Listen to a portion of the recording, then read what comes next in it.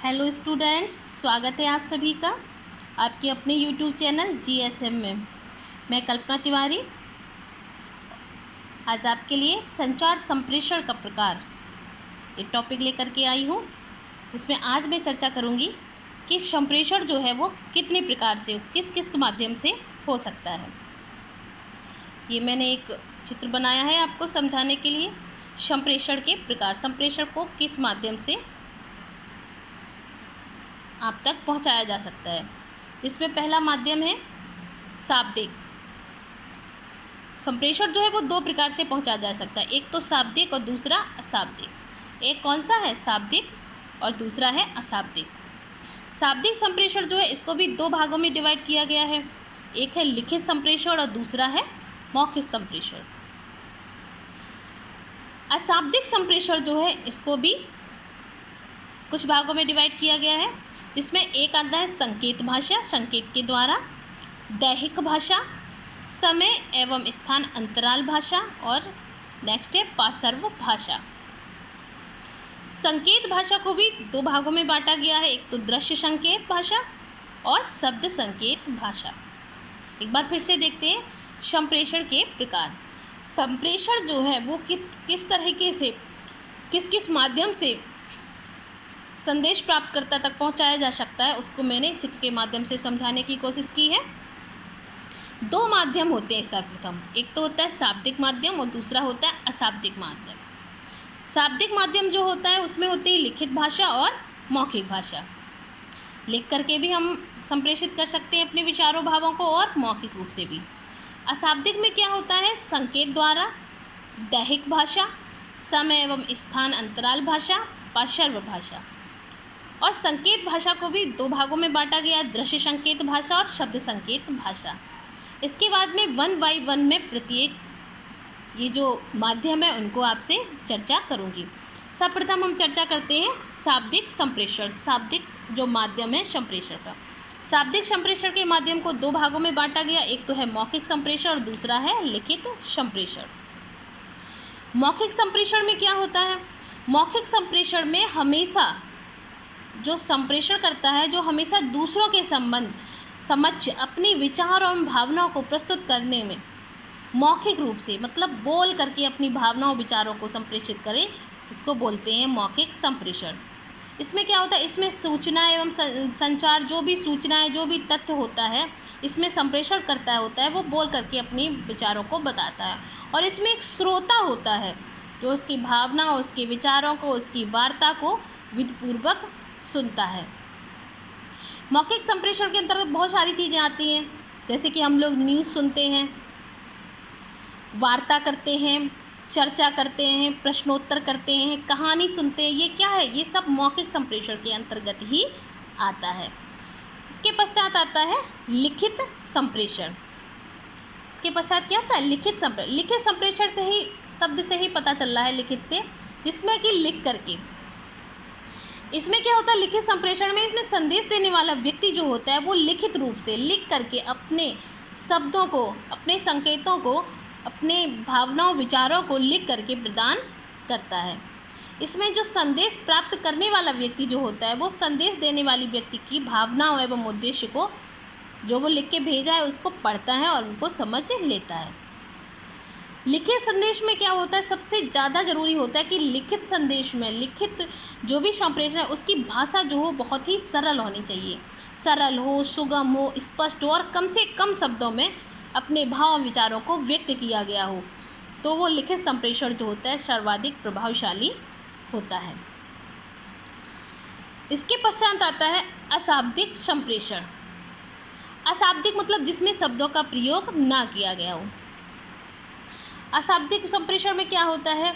जैसे एक है वाणी संप्रेषण। वाणी संप्रेषण में क्या होता है? इसमें विचारों एवं भावनाओं को अभिव्यक्ति जो होता है छोटे छोटे आमने सामने रह करके वाणी द्वारा करता है। जैसे हाँ हूँ कहना, मतलब कुछ बोलना नहीं। जैसे किसी ने कहा ये काम आता है, नहीं आता है, मतलब हाँ हूँ में आंसर देना, या फिर मुंह से सीटी बजाना, मुस्कुराना, चीखना, ठाके लगाकर हंसना। तो ये क्या हुआ? वाणी का संप्रेषण हुआ। मतलब इसमें आपने शब्दों का प्रयोग नहीं किया, वाणी का, मतलब चीखना, चिल्लाना, हूँ, हाँ, में आंसर देना, सीटी बजाना, जिसमें आवाज़ तो आई लेकिन शब्दों का प्रयोग नहीं हुआ, वो हो गया आपका वाणी संप्रेषण। नेक्स्ट पॉइंट क्या है? चक्षु संपर्क एवं मुख मुद्राएं। चक्षु का मतलब होता है नेत्र, नेत्रों के संपर्क एवं मुख मुद्राएं। नेत्रों के संपर्क से मतलब है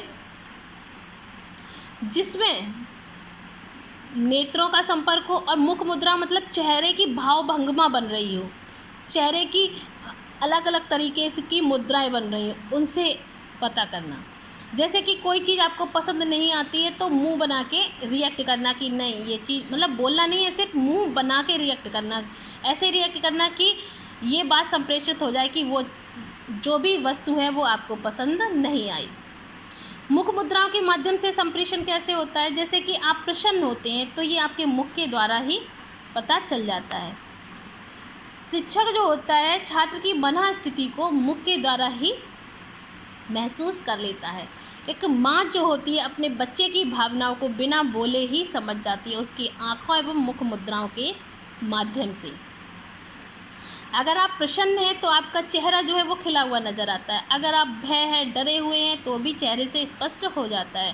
क्रोध में है तो भी चेहरा आपका बता देता है कि आप क्रोध की मुद्रा में हैं। शोक है तो भी चेहरा बता देता है। तो वही चक्षु संपर्क एवं मुख मुद्राएं, वही नेत्रों से और चेहरे की भाव भंगिमाओं से भी संप्रेषण हो जाता है, जो कि अशाब्दिक होता है, जिसमें किसी भी शब्द का प्रयोग नहीं होता है।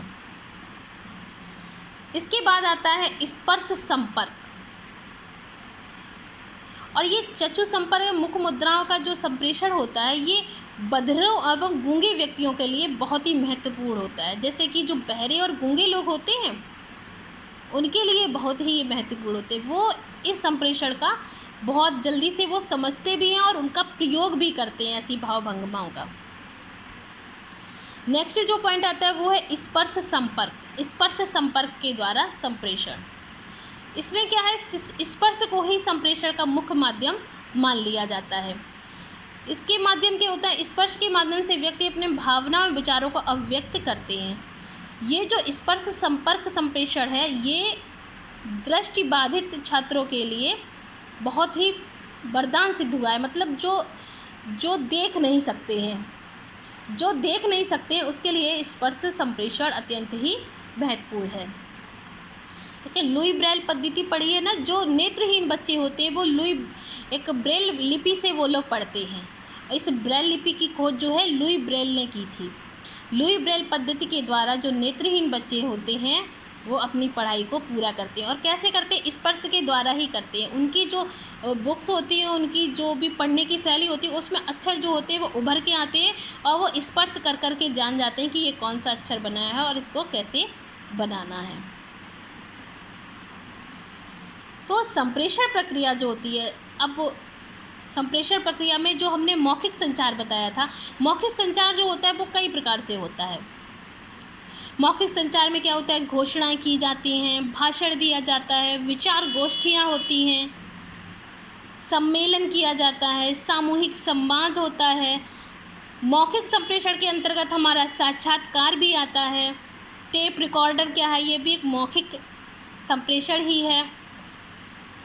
दूरभाष पर वार्तालाप, ये भी मौखिक संप्रेषण के अंतर्गत ही आता है। आमने सामने की वार्तालाप, ये भी मौखिक संप्रेषण के अंतर्गत आता है। और आज जो मैं आपसे ऑनलाइन डिस्कस कर रही हूँ, ऑनलाइन आपसे चर्चा कर रही हूँ इस संप्रेषण को, ये भी क्या है? ये भी हमारा मौखिक संप्रेषण के अंतर्गत ही आता है। जो आज ऑनलाइन जितनी भी क्लासेस चल रही हैं ये सब क्या है? ऑनलाइन जो भी क्लासेस चल रही है ये सब मौखिक संप्रेषण के अंतर्गत ही आ रहा है। मैं अपनी वाणी को आप तक पहुँचा रही हूँ ताकि ये जो विषय वस्तु है वो आपको भली भांति समझ में आ जाए।